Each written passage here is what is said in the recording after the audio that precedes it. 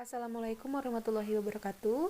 Perkenalkan, nama saya Herna Novi Kurnianti dengan NIM 12070400032. Saya dari jurusan Kimia kelas A semester 4. Di sini saya akan mempresentasikan terkait tentang mind mapping yang telah saya buat tentang golongan 13. Unsur golongan 13 ini saya akan membahas dari gambaran umumnya dulu. Gambaran umum dari golongan 13 ini terdiri dari aluminium, boron, gallium, indium, dan juga thallium.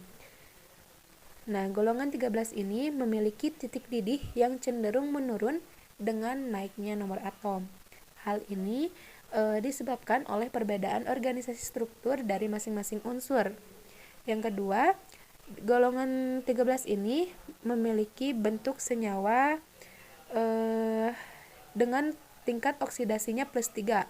Namun, berbeda dengan Ga, In, dan juga Ti yang mempunyai tingkat oksidasi lain, yaitu plus 1. Selanjutnya, ada kestabilan keadaan ionik dari golongan 13. Nah, kestabilan keadaan ionik ini berkaitan dengan terjadinya hidrasi ion logam yang bersangkutan. Nah, yang selanjutnya saya akan memaparkan terkait dari masing-masing unsur golongan 13. Yang pertama ada aluminium. Aluminium ini berdasarkan bahasa Latin memiliki nama alumen, yang berarti garam pahit. Ditemukan pada tahun 1825 di Denmark oleh Hans Christian Ørsted. Dari aluminium ini memiliki konfigurasi elektron yaitu 10Ne, 3s2, 3p2 yang memiliki tingkat oksidasi plus 3 dalam senyawanya. Sifat dari aluminium ini korosi terhadap udara. Kenapa begitu?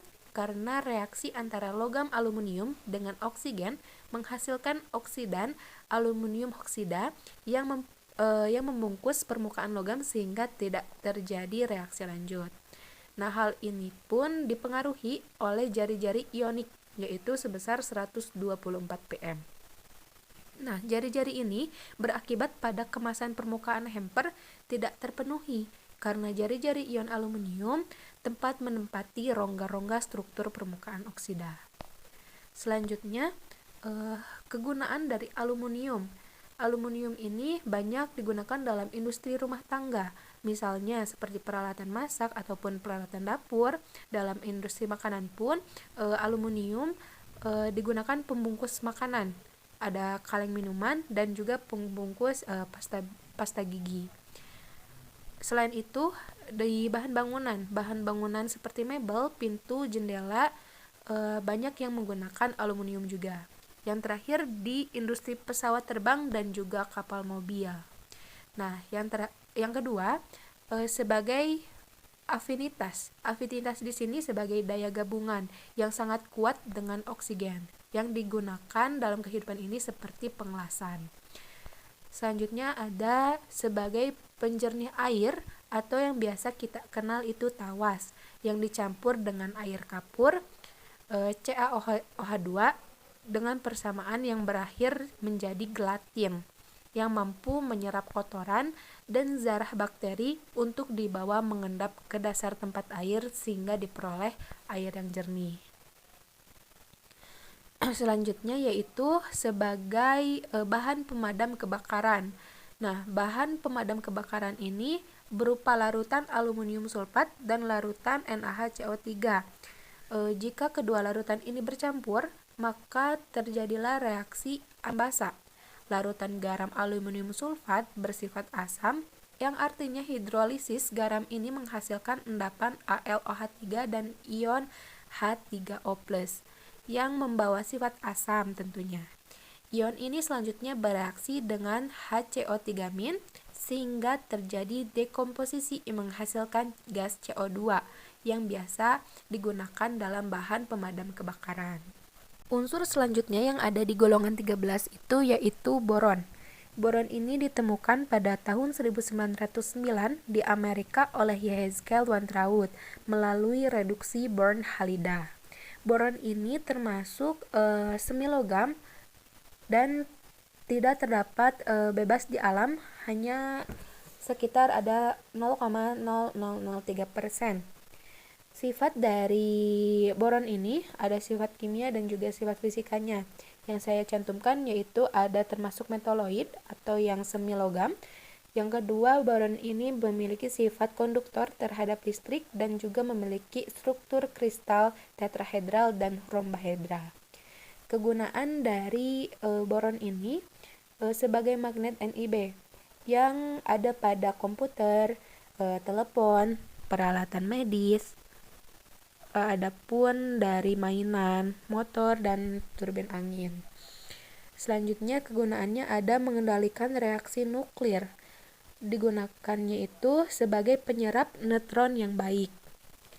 Selanjutnya, manfaat yang ketiga sebagai unsur hara esensial mikro yang dibutuhkan pada tanaman sebagai proses pertumbuhan dan produksi tanaman. Unsur yang ketiga pada golongan 13 ini ada gallium. Gallium ini dalam bahasa Latin memiliki Gallia yang berarti Prancis. Ditemukan sebagai elemen yang terkandung itu ada dalam diaspur, spalarit, germanit, bauksit, dan juga batu bara. Nah, gallium ini pertama ditemukan oleh kimiawan Prancis pada tahun 1875. Sifat dari gallium ini memiliki tekanan uap yang rendah pada suhu yang tinggi. Selanjutnya, berwarna keperakan dan memuai sebanyak 3,1% jika dalam bentuk cair ke dalam bentuk padat. Selanjutnya, sifat dari gallium lainnya yaitu termasuk benda padat yang mudah rapuh pada suhu rendah, namun mudah mencair lebih lambat di atas suhu kamar dan akan melebur di tangan. Tentunya, gallium ini memiliki kegunaan, yaitu sebagai bahan doping untuk semikonduktor dan juga transistor. Unsur yang keempat yang saya bahas itu ada indium. Indium ini ditemukan pada tahun 1869 oleh kimiawan yang bernama Ferdinand Rich dan juga temannya Hieronymus.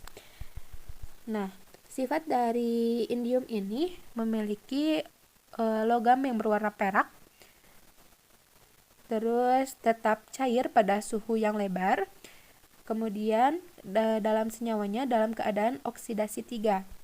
Nyala apinya itu berwarna ungu. Tentunya indium juga memiliki kegunaan.